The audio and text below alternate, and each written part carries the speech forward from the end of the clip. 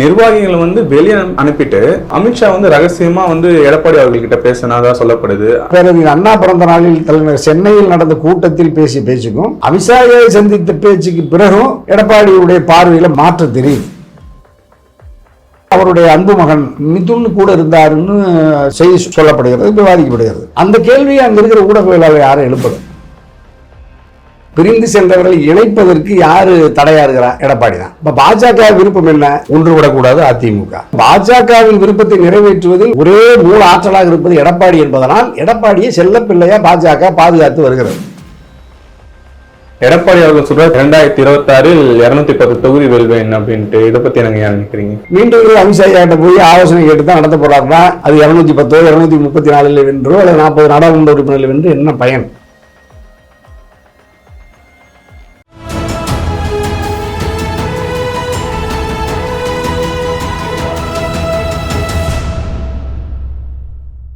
தமிழுக்கும் தமிழால் இணைந்த தமிழ் உறவுகளுக்கும் தமிழ் நிறம் நேயர்களுக்கும் வணக்கம்.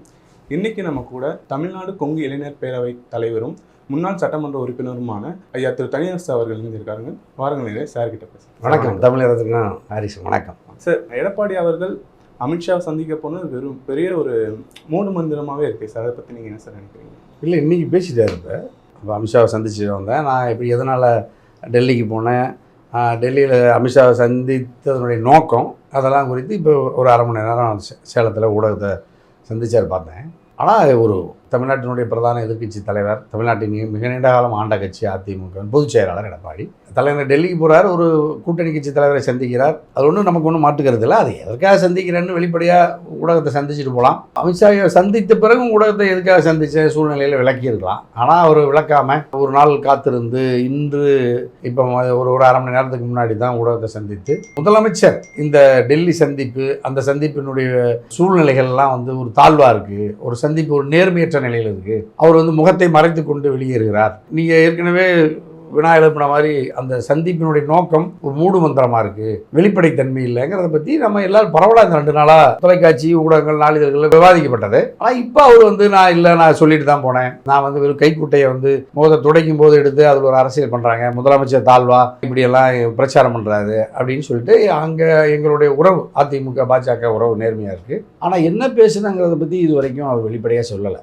ஏன்னா அது அவர் உண்மையிலேயே ஒரு கூட்டணி கட்சிகளுக்குள்ள தேர்தல் நேரத்தில் எடுக்கப்பட வேண்டிய முடிவுகள் குறித்து பல கருத்துக்கள் பரிமாறப்பட்டிருக்கும், சில முடிவுகள் எட்டப்பட்டிருக்கும், சில முடிவுகள் எட்டப்படாமல் இருக்கலாம். ஆகவே அப்படி ஒரு சூழ்நிலையில் தான் தாமதமாக எடப்பாடி அந்த சந்திப்பினுடைய நிகழ்வுகளையும் ஊடகத்துக்கு இப்போ தெரிவிச்சிருக்கிறாரு. ஆகவே அதில் இன்னும் அவர்களுடைய அணுகுமுறையில் ஒரு நேர்மை இல்லைங்கிறத நம்ம இப்போ வெளிப்படையாக பார்க்க முடியுது. திராவிட முன்னேற்ற கழகத்தின் தலைவர், நாட்டின் முதல்வர் முப்பெரும் விழாவில் கரூரில் இது குறித்து பேசியதும் ஆரோக்கியமான பதிவாக தான் நம்ம பார்க்கணும். நிர்வாகிகளை வெளியே அனுப்பிட்டு அமித்ஷா ரகசியமா எடப்பாடி அவர்கள்கிட்ட பேசினதா சொல்லப்படுது. அவர்களை வெளியே அனுப்பிட்டு இவங்க ரகசியமா பேசுற அளவுக்கு என்ன மாதிரியான விஷயங்கள் கலந்து? பொதுவாகவே இப்போ எல்லா தகவல்களும் நிர்வாகிகளை வச்சு பேசுறது வழக்கம் இல்லை. ஏன்னா நீங்கள் நம்ம எல்லாத்துக்கும் தெரியும், பாஜக தரப்பில் அமித்ஷாவோட யாரும் இல்லை. அப்போ எடப்பாடி தரப்பில் அதிமுக தரப்பில் எடப்பாடியோட யார் இருக்கணும்னு அவசியம் இல்லை. ஆகவே அவர்கள் தனித்து சந்தித்திருப்பது தான் ஆரோக்கியமானது. பெயரளவில் நிர்வாகிகள் இருந்திருப்பாங்க. இவருடைய நிலைப்பாடு குறித்து எடப்பாடி அமித்ஷாவிடம் தெரிவிச்சிருப்பார். சின்னம்மா, டிடிவி, ஓபிஎஸ், செங்கோட்டையன் இவர்களெல்லாம் நீங்கள் இணைக்கிறது குறித்து பாஜகவுக்கு ஒரு கருத்து இருந்திருக்கலாம், அல்லது அமித்ஷாவிட்ட ஒரு கருத்து இருந்திருக்கலாம், அல்லது இவர்கள் போய் முறையிட்டதின் மூலமாக அவர் ஏதாவது ஒரு முன்முடிவுக்கு வந்திருக்கலாம். ஆகவே அது குறித்து இவர் விளக்கம் அளிச்சிருக்கலாம். இவர் இணைப்புக்கு ஒத்துக்கிட்டாரான்னு தெரியல, மறுத்தாரான்னு தெரியல, இது வரைக்கும் தெரியல. ஆனால் இப்போ அவருடைய அந்த வாய்ஸ், இப்போ செங்கோட்டையன் மீதான அந்த கேள்விக்கும் ஒரு மென்மையான பதிலை இப்போ அமித்ஷாவுடைய சந்திப்புக்கு பிறகு பார்க்குறேன். அதே மாதிரி டிடிவியினுடைய அந்த வெளியேற்றம் அல்லது அவர் மீதான இதுவரை வைத்த பார்வையும் இன்று வைத்த பார்வை கொஞ்சம் மென்மையான அணுகுமுறையை பார்க்குறேன். அப்போ அமித்ஷா, டிடிவி, இந்த மாதிரி அமமுக அவர்கள் மீது எடப்பாடியினுடைய இந்த ஒரு கடுமையான நிலைப்பாட்டை நீங்கள் மாற்றிக்கணுங்கிறத அமித்ஷா வலியுறுத்தி இருப்பாருன்னு நான் நினைக்கிறேன். அந்த வலியுறுத்தலின் அடிப்படையில் இப்போ டிடிவியை விமர்சிக்கிறதுல இருந்தும் மென்மையான போக்கை இன்று எடப்பாடியுடைய பேட்டியிலிருந்து பார்க்குறேன். அதே மாதிரி செங்கோட்டையனுடைய கேள்விக்கும் ஒரு மென்மையான பதிலை தான் எடப்பாடி பதிவு செய்கிறார். பேரறிஞர் அண்ணா பிறந்த நாளில் தலைநகர் சென்னையில் நடந்த கூட்டத்தில் பேசிய பேச்சுக்கும் அமித்ஷாவை சந்தித்த பேச்சுக்கு பிறகும் எடப்பாடியுடைய பார்வையில் மாற்றம் தெரியுது. அமித்ஷா சந்திக்க போறதுக்கு முன்னாடி என்னை யாராலையும் மிரட்ட முடியாது, என்னை யாராலையும் பணி வைக்க முடியாது அப்படின்னு எடப்பாடி பேசுறாரு. சந்திச்ச பிறகு நீங்க சொல்ற மாதிரி எல்லாரோட சாஃப்ட் டீலிங் பண்ற மாதிரி பேசுறாரு. அப்படின்னா இந்த சந்திப்புக்கு அப்புறம் இவங்களோட எல்லாம் சாஃப்டா போய்க்கலாம், 26ல இவங்களோட கூட்டணி வைக்கிறதுக்கான ஒரு இதுவும் இருக்கும் அப்படின்னும் போது எடப்பாடி அதுக்கு பணிஞ்சு இறங்கி தான் வராருங்களா? அதுதான் இப்போ நம்ம அந்த ஊடக சந்திப்பு அவர் சேலத்தில் வைக்கிறாரு. அதுவும் ரொம்ப கவனமாக இருக்கிறார். அவர் விமான நிலையத்திலேயோ தலைநகர் சென்னையிலேயோ வைக்கல. நீண்ட காலமாக பரிச்சயம் இருக்கிற ஊடகவியலாளர்கள் அங்கே இருக்கிற ரிப்போர்ட்டர்ஸ்ன்னு சொல்கிறோம்ல, அவங்க அங்கே அவர்கள் இருக்கிறதுனால அது பாதுகாப்பான இடம்னு நினச்சி தான் சேலத்தில் வைக்கிறார். ஆனால் சென்னையில் ஒரு ஊடகத்தை சந்திக்கும் போது ஊடகம் இன்னும் கூடுதலாக சில கேள்விகளை கேட்கக்கூடும். இப்போ வெளியேறிய போது எடப்பாடியினுடைய முகம் கைக்குட்டையால் நான் முகத்தை துடைத்த அது கேமராவில் மூடி மறைத்து கொண்டு நான் வெளியேறியதை போல செய்தியை முதலமைச்சர் உட்பட ஊடகம் மொத்த ஊடகமும் விமர்சிக்கிறீங்க, தவறா செய்தி பரப்புறீங்க, அது பிழையானது தவறானு ஊடகத்தையும் கடுமையாக சாடுறார். அவருடைய அன்பு மகன் மிதுன் கூட இருந்தாருன்னு செய்தி சொல்லப்படுகிறது, விவாதிக்கப்படுகிறது. அந்த கேள்வி அங்கே இருக்கிற ஊடகவியலாளர் யாரும் எழுப்பல. இந்த கேள்வி இப்போ நான் தனியரசு கேட்ட பிறகாவது அடுத்த நிகழ்வுகளில் யாராவது நிருபர்கள் பத்திரிகையாளர்கள் கேட்பாங்களான்னு தெரியல. அப்போ கேட்டால் இன்னும் கொஞ்சம் அதை இன்னொரு பார்வையில் நம்ம பார்க்க முடியும். எடப்பாடி தனித்து சந்தித்திருப்பது என்பது வேறு, நிர்வாகிகளை அனுப்பிவிட்டு தன்னுடைய மகன் நம்பிக்கைக்குரியவரை வைத்துக் கொண்டு ஒரு உரையாடல் நடந்திருக்கோம்னா அதில் நம்ம ஒரு முன்முடிவுக்கு வரலாம். ஏதோ ஒன்று அமித்ஷாவிடமிருந்து இவர் யூகித்திருக்கிறார். அவர் வெளிப்படையாக நிராகரிக்க முடியல, வெளிப்படையாக ஏற்கவும் இல்லை. இணைப்புக்கு இன்னும் ஒரு உத்தரவாதத்தை தரல, உறுதி தரல. ஆகவே அவர் எடப்பாடியினுடைய முடிவில் இன்னும் உறுதியாக இருக்கிறார். கூடவே இன்னொரு செய்தியை சொல்லுகிறார். இந்த டிடிவி அல்லது மற்ற ஏனைய ஆளுமைகளை பிரிந்து சென்றவர்களை ஒன்றுபட்ட அதிமுகவை இதை வடிவமைச்சு பெறுவதற்கு அமித்ஷா அல்லது பாஜக முயற்சிக்காது, அல்லது அமித்ஷாவே இது உட்கட்சி விவகாரம், நாங்கள் இதில் தலையிட மாட்டோம் என்று ஏற்கனவே சொல்லிவிட்டார் என்பதை திரும்ப திரும்ப நினைவூட்டி அந்த அமித்ஷாவையவே அட்ரஸ் பண்றார். ஓரிரு நாட்களில் இன்னும் சில உண்மைகள் வெளிவரலாம். அதன் அடிப்படையில் நம்ம மதிப்பீடு செய்யலாம். இப்போ பாஜக தான் எனக்கு சப்போர்ட்டா இருந்து என்னோட ஆட்சியை காப்பாத்துச்சு அப்படின்லாம் சொல்லியிருக்காரு. அதை பத்தி என்ன நினைக்கிறேன்? இவர்களை நிராகரித்து விட்டு பாஜக என்னுடைய அரசை அதிமுகவை காப்பாற்றியது அப்படிங்கிறதுல அவரே ஏற்றுக்கிட்டார். இன்னைக்கு தான் ஒப்புதல் வாக்குமூலத்தை அதிகாரப்பூர்வமாக 2 நாளைக்கு முன்னாடி தான் சொன்னார் பொதுக்கூட்டத்தில். இன்று அந்த கேள்வி கேட்கிற பொழுது என்ன சொல்றாருன்னா, திட்டங்களுக்கு உதவி செய்ததனால் நான் அப்படி சொன்னேன், ஆகவே சட்டமன்ற உறுப்பினர்கள் தான் எங்களுக்கு உதவி செய்தார்கள் என்று டிடிவி சொன்ன பிறகு இப்போ அதை இணைத்து கொண்டு பாஜக திட்டங்களுக்கு எங்களுக்கு துணை புரிந்தது அப்படின்னு இன்னொரு வகையில் மாறி அவருடைய பார்வை வைக்கிறார். ஆகவே அவரும் ஒரு தடுமாற்றத்தில் தான் இருக்கிறார். ஆகவே இந்த சூழ்நிலைகள் நீடிக்கிறது அதிமுகவுக்கோ அல்லது பாஜகவுக்கோ அல்லது இரண்டும் இணைந்து கூட்டணிக்கோ நல்லதில்லை. இப்போ பாஜகவும் எதை வெளிப்படையாக சொல்றதில்லை. இப்போ பாஜகவாவது டிடிவியை அல்லது ஓபிஎஸ்ஐ எங்களோட என்டிஏவில் எடப்பாடி வருவதற்கு முன்பே கூட்டணியில் இருக்கிற எங்களுடைய நட்பு சக்திகள் தான், கூட்டணி கட்சிகள் தான். ஆகவே அவர்களை 2026 சட்டமன்ற பொதுத் தேர்தலில் இணைத்துக் கொண்டுதான் தேர்தலை சந்திப்போம்னு அவர்களால் வெளிப்படையாக சொல்ல முடியல. எடப்பாடி தான் இதில் எல்லா முடிவு எடுப்பாருங்கிறதை செய்தியும் சொல்லலை. எடப்பாடி நிராகரிக்கிறார். அண்ணாமலை நயினார் நாகேந்திரன் தமிழ்நாட்டினுடைய பாஜக தலைவர் அவர்கள் இருந்தால் தான் நல்லது அப்படின்னு சொல்றார். இன்னும் ஒரு தெளிவு அல்லது அந்த உறவில் ஒரு நேர்மை இல்லவே இல்லை. ஆகவே அது இவர்களுடைய இணைப்பு அல்லது கூடுதலாக தொகுதி பங்கீடு குறித்து கூட நேற்று ஏதாவது பேசியிருக்க கூடும்னு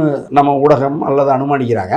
அது குறித்து கேள்வி இப்பவே எழுப்பப்பட்டிருக்குமாங்கிறதும் எனக்கு தெரியல. அந்த கூட்டணி ஒரு ஆரோக்கியமான கூட்டணியாகவும் அது வெற்றி பாதைக்கான கூட்டணியாகவும் இப்போ வரைக்கும் தெரியல. பன்னீர்செல்வம் அவர்களும் டிடிவி அவர்களும் தான் எங்களுக்கு எதிரிங்க, எங்களுக்கு துரோகம் பண்ணாங்க, பாஜக தான் எங்களுக்கு உடனே நின்று சப்போர்ட் பண்ணி எங்க ஆட்சியை தக்க வைக்கிறதுக்கான உறுதுணையா இருந்தாங்க அப்படின்லாம் சொல்லியிருக்காருங்க. ஓபிஎஸ் தான் அரசுக்கு அல்லது எடப்பாடி வீழ்த்துவதற்கு முயன்றாருன்னா அந்த பன்னீர்செல்வையாவை ஏவியது யார்? பாஜக தானே. அதுல என்ன, அதுல அவங்க தர்மயுத்தத்தை நடத்தி சொல்லுது பாஜக, RSS தான், குருமூர்த்தி ஐயா தான் சொன்னாருன்னு அவரே வெளிப்படையாக சொல்றாரு. எடப்பாடியை விட தமிழ்நாட்டில் வேறு யார் ஒருவரை காட்டிலும் பாஜகவின் நெருங்கிய கூட்டாளியாக நம்பிக்கைக்குரியவராக இருப்பது முன்னாள் முதலமைச்சர் அண்ணா திராவிட முன்னேற்ற கழகத்தினுடைய தலைமை ஒருங்கிணைப்பாளர் அண்ணன் ஓபிஎஸ் தான்.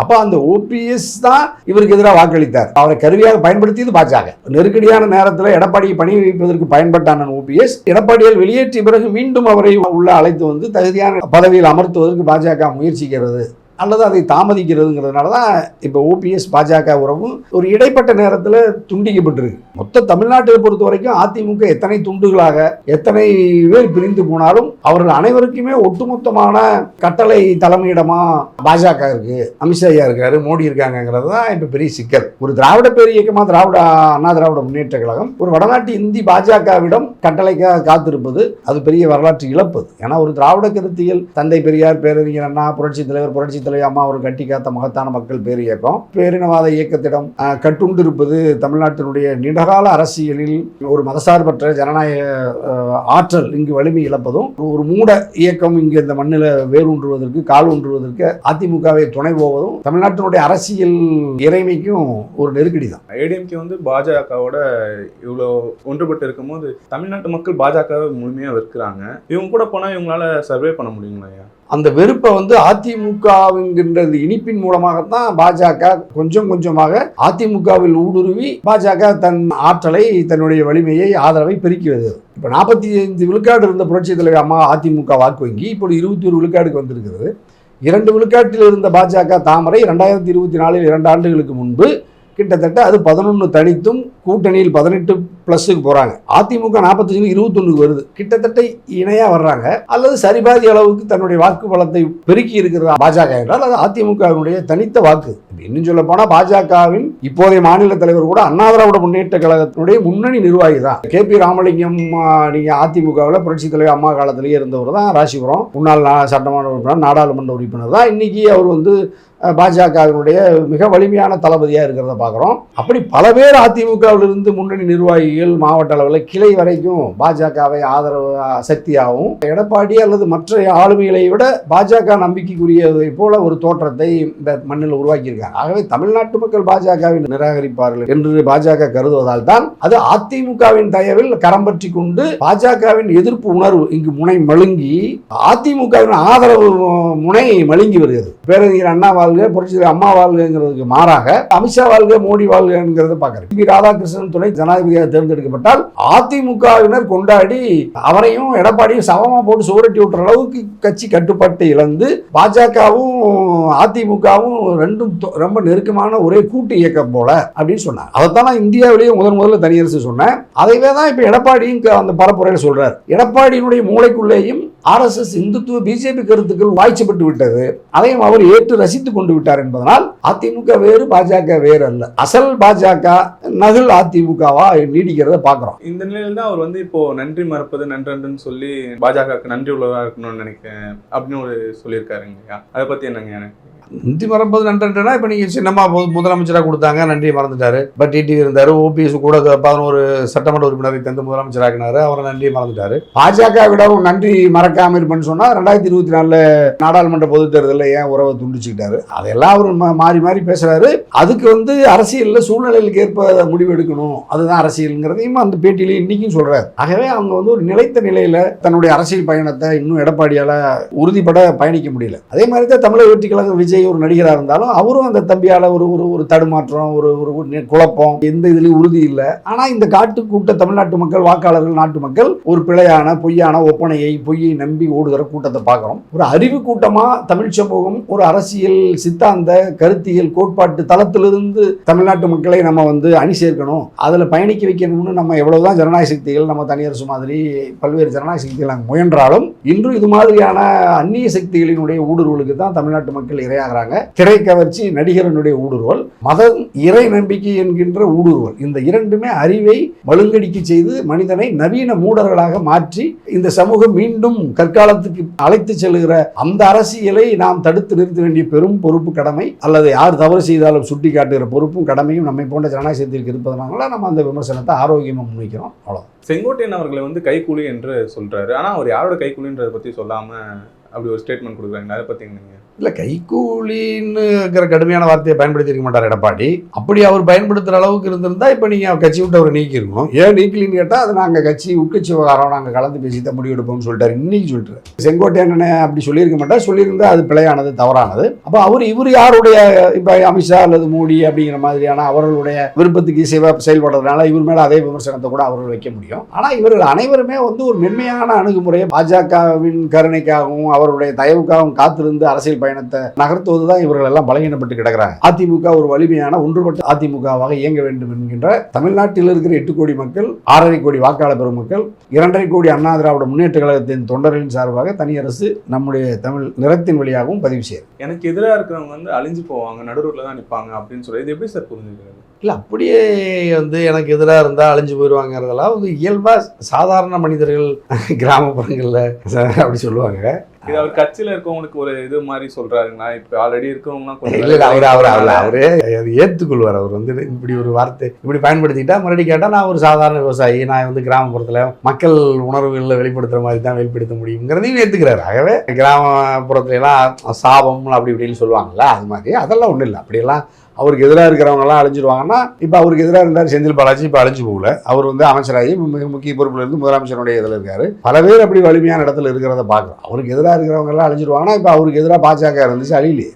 அவருக்கு எதிராக 2024 நாடாளுமன்ற தேர்தலில் பாஜக இருந்துச்சு. பாஜக அதுக்காக அழிஞ்சு போகலையே. அது 2 விழுக்காடுலேருந்து 11 விழுக்காடுக்கு வந்திருக்குது, வளர்ந்துருக்கு. ஆகவே அவர் எதிர்க்கிறவர்களுடைய வலிமையை பொறுத்து தான் வாழ்வான்னு இருக்கும். தன்னுடைய கட்சியில் இருக்கிற யாராவது ஒருத்தர் கட்சியில் விட்டு நீக்கிட்டு அவர் வந்து நடுரோட்டில் நிற்கிறாரு, அவர் வாழ முடியாது, வாழ்ந்த வரலாறுங்கிறதெல்லாம் அது ஒரு பெரிய தலைவனுக்கு அவசியம் இல்லை, அழகில்லை.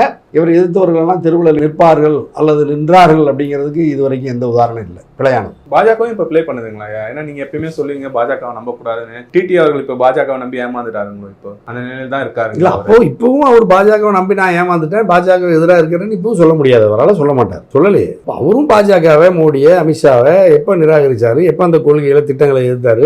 இவங்கள்ட்ட இருக்கிற பிரச்சனையே அதுதானே. இப்போ எல்லாரும் இவர்களுக்குள்ளே சண்டை போட்டுக்குவாங்க. ஓபிஎஸ், எடப்பாடி, டிடிவி மோதிக்குவாங்க. இப்போ இவங்களெல்லாம் சேர்ந்து சின்னமாவோட மோதி அல்லது முரண்பட்டு ஒன்றிணைந்து இயக்கத்தை நடத்த மாட்டாங்க. அல்லது புகழேந்தன், கேசிபி ஒன்றிணைந்து அதுக்கான முயற்சியில் ஈடுபட மாட்டாங்க. செங்கோட்டையன் வெளியேறினாரு, ஆனால் இதுவரைக்கும் சந்திக்கல, ஒன்றுபடலை. நம்ம எல்லாம் பிரித்து அதிமுகவை இந்த நிலைமைக்கு ஆளாக்கியது பாஜகன்னு தெரிந்தாலும் பாஜகவின் மீது இவர்கள் யாருமே ஒரு வார்த்தை கூட மோடி குறித்தோ, அமித்ஷா குறித்தோ, ஒன்றிய அரசினுடைய திட்டங்கள் குறித்தோ, அதிமுகவின் வீழ்ச்சிக்கு பாஜக தான் காரணம் என்றோ இதுவரை ஒருவர் கூட ஒரு வார்த்தையை கூட இவரால் எடுத்து பேச முடியாது. டிடிவி இப்ப வெளியேறினாலும் பாஜகவை எதிர்க்க மாட்டார். எடப்பாடியை கடுமையை தாக்குறார், பாஜகவை ஆதரிக்கிறார். இப்போ சசிகலா, டிடிவி, ஓபிஎஸ் இவங்க எல்லாருமே வந்து பாஜகவை நம்பி அது கூடவே தான் இருக்காங்க. ஆனாலும் பாஜக சைட்ல இருந்து இவங்களுக்கு எந்த ஒரு இதுவும் இல்லாத மாதிரி அவங்களை காவு வாங்கின மாதிரி தான் தெரியுது. அப்படிதான் இருக்காங்க. பாஜகவை வந்து ஆதரிக்கிற வரைக்கும் இவங்களுக்கு வந்து வழக்கு, சிறை, விசாரணை முகமைகள், அப்போ சொத்து செல்வங்கள் பறிமுதல் இருக்கிறது இல்லை. அவங்க இந்தியா முழுக்க அதிமுகவை மட்டும் பாஜக இப்படி கட்டுப்படுத்தி அச்சுறுத்தி வைத்திருக்கிறாருன்னா பாஜக மட்டும் இல்லை. இல்லை சின்னமா டிடிவி, ஓபிஎஸ்,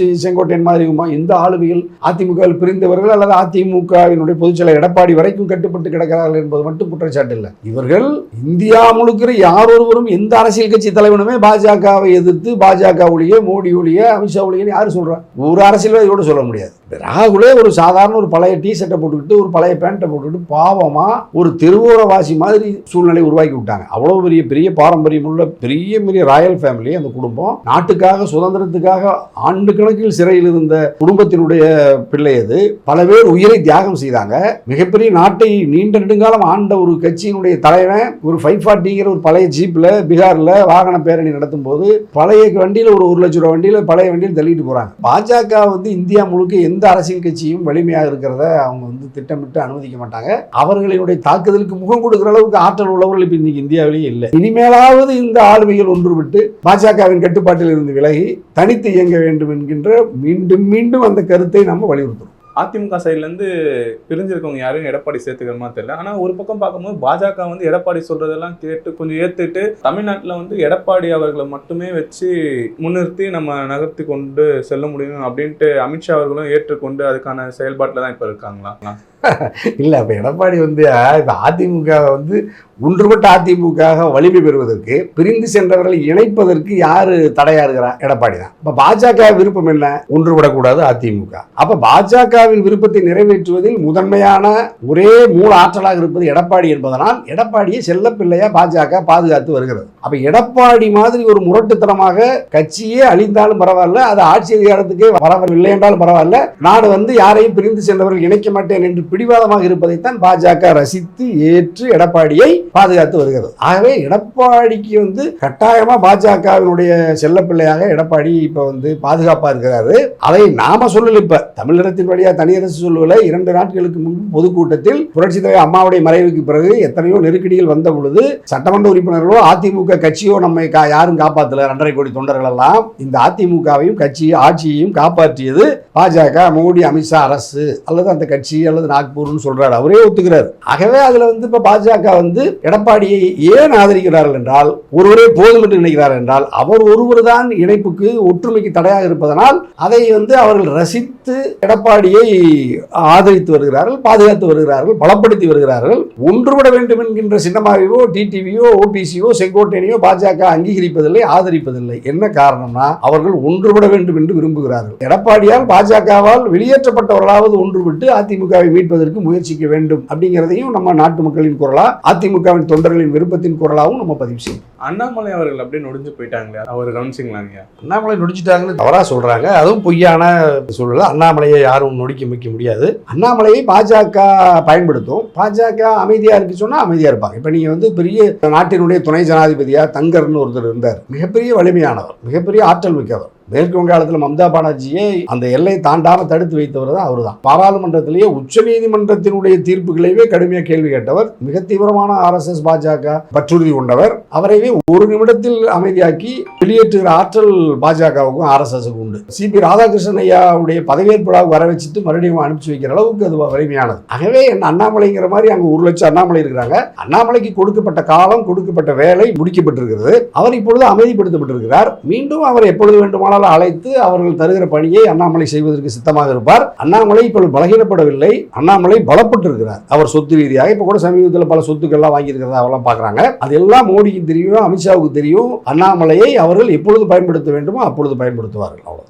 அண்ணாமலை தான் எப்பயுமே ஃபைல்ஸ் வெளியிடுவார், டிஎம்கே ஃபைல்ஸ். ஆனால் இப்போ அவர் பற்றின ஒரு ஃபைல்ஸு பாஜக தரப்புலேருந்து வெளியிட்டிருக்காங்க. இது எப்படிங்க புரிஞ்சுக்கிறது? இல்லை, பாஜக தரப்புலேருந்து வெளியிட்டு பாஜக வந்து இப்போ நீங்கள் சொன்னீங்களே சாதாரண கருப்பு மனிதர்கள், இந்த காட்டுக்கூட்ட தமிழ்நாட்டு மக்கள், இந்த மூடர்களுக்கு மத்தியில் அண்ணாமலை ஒரு ஹீரோவா தோற்றத்தை உருவாக்குச்சு. ஊடகம் அல்லது பாஜக அல்லது உளவு பிரிவு எல்லாம் சேர்ந்து உருவாக்குனாங்க. ஒரு கட்டத்தில் பாஜக வந்து அந்த பிம்பம், அந்த பாசிட்டிவான பிம்பம் இருக்குல்ல, அதை தகர்க்கிறதும் பாஜகவோட டெல்லி, நாக்பூர் இந்த வேலை செய்வாங்க. அந்த அடிப்படையில் இப்ப அண்ணாமலை என்கின்ற தனித்த மனிதனால் தான் பாஜக இங்க வளர்ச்சி பெற்று இருக்கிறது, வலிமை பெற்று இருக்கிறது. அதாவது ஒரு சாதாரண மனிதனை உலகத்திலேயே மிகப்பெரிய ரட்சகர், மாபெரும் ஹீரோவை காட்டவும் பாஜக வாழ முடியும். எவ்வளவு பெரிய ஹீரோவையும் எவ்வளவு பெரிய மகுடத்தில் இருக்கிறவனையும் தரையில தெருவில் நிறுத்தி அவனை வந்து ஒரு பிச்சைக்காரனா மாற்றவும் முடியும், மனநோயாளியை மாற்றவும் முடியும், செல்வாக்கற்ற நிலையில கடுமையான நெருக்கடிக்கு ஆளாக்க முடியும், குற்றவாளியாக்கி சிறை கூட கொண்டு அவமானப்படுத்த முடியும். அண்ணாமலை மாதிரி லட்சக்கணக்கான அண்ணாமலை பாஜகவில் இருக்காங்க.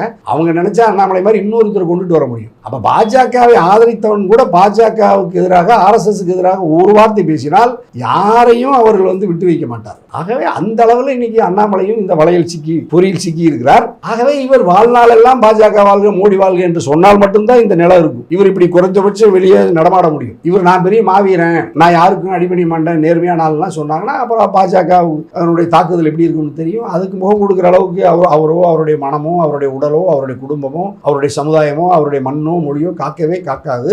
ஏனென்றால் அந்த நெருப்பு வளையத்துக்குள்ள போய் இவர்களாகவே விழுந்து அதில் சுகப்பட்டு கிடக்கிற ஒரு கூட்டமா மாறி போச்சு நம்முடைய மனுஷ சமுதாயங்கிறதுனால நம்ம அந்த பார்வையில தான் அண்ணாமலையும் நம்ம மதிப்பீடு செய்யறோம். எடப்பாடி அவர்கள் வந்து என்டிஏ கூட்டணியை பலவீனப்படுத்திட்டாருங்க. முன்னெல்லாம் நிறைய பேர் இருந்த மாதிரி இருந்தது, இப்போ வந்து அவங்க ஆளுங்களே இல்லாத மாதிரி ஒரு தோற்றம் இருக்குதுங்க இல்லையா?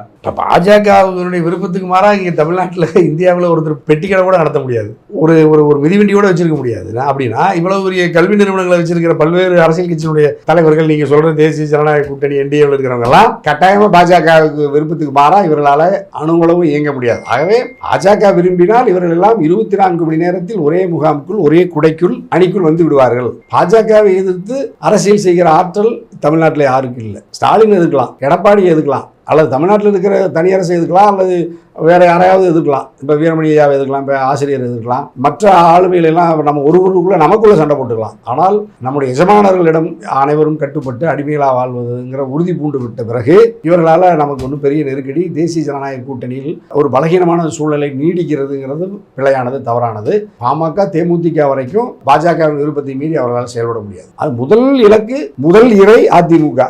இதை ஒழுங்குபடுத்திய பிறகு அடுத்த இறை, அடுத்த இலக்குன்னா எதிரியா திமுக தான் தான் அவங்க பார்ப்பாங்க. மோடியை பொறுத்த வரைக்கும் இவர் அப்பாயின்மெண்ட் கேட்குறாரு, ஒரு நிமிஷம் டைம் கொடுத்து பார்த்துட்டு போயிடுறாரு. அதே சமயம் வந்து எடப்பாடி அவர்களுக்கு இம்பார்ட்டன்ஸ் கொடுக்குற மாதிரி தெரியுது. இவர் வச்சு வேற ஏதாவது பெருசா கணக்கு ஏதாவது பண்ணிட்டு இருக்காங்களா? இல்லை, ஒரு கணக்கும் இல்லை. அவங்க வந்து இப்போ அண்ணாமலை வர சொன்னா வர்றாரு, நயினார் நாகேந்திரன் வர சொன்னா வர்றாரு, அது மாதிரி எடப்பாடி போயிட்டு வர்றாரு. மாறுதல் ஏதாவது நடக்குதா? இங்கே எந்த மாறுதலும் நடக்குது? மொத்தத்தில் பாஜகவை வளர்த்துறதுக்கு அது அதிமுக பேரில் இருக்கிற பாஜக அதிமுக, அண்ணாமலைங்கிற பேரும் நயினார் பேர் இருக்கிற மாதிரி இங்கே எடப்பாடி இருக்காரு, அல்லது டிடிவி ஓபிஎஸ் சின்னம்மா செங்கோட்டைன்னு இருக்காங்க. இதில் என்ன அவங்களுக்கு என்ன நஷ்டம்? எல்லாருமே மோடி வாழ்கன்னு சொல்ல போறாங்க, தாமரை வாழ்கன்னு சொல்ல போறாங்க. மோடியின் தலைமையில் நாடு உறுதியாக வலிமையாக இருக்கிறதுன்னு எல்லாரும் பேசுறாங்க. அப்புறம் என்ன அவங்களுக்கு என்ன அதில் நஷ்டங்கிற? அவர்கள் வந்து இப்போ இந்தியாவில் இருக்கிற மாநில அரசுகளோ அல்லது அரசியல் கட்சிகளை மட்டுமல்ல, உலக அரசுகளையும் கட்டுப்படுத்துகிற அளவுக்கு அரசியல் இயந்திரத்தையும் விரிவுபடுத்திட்டாங்க. ஆகவே அவர்களை கட்டுப்படுத்துறது இனிமேல் உலகத்திலேயே யாராலையும் முடியாதுங்கிறது தான் யதார்த்தமான.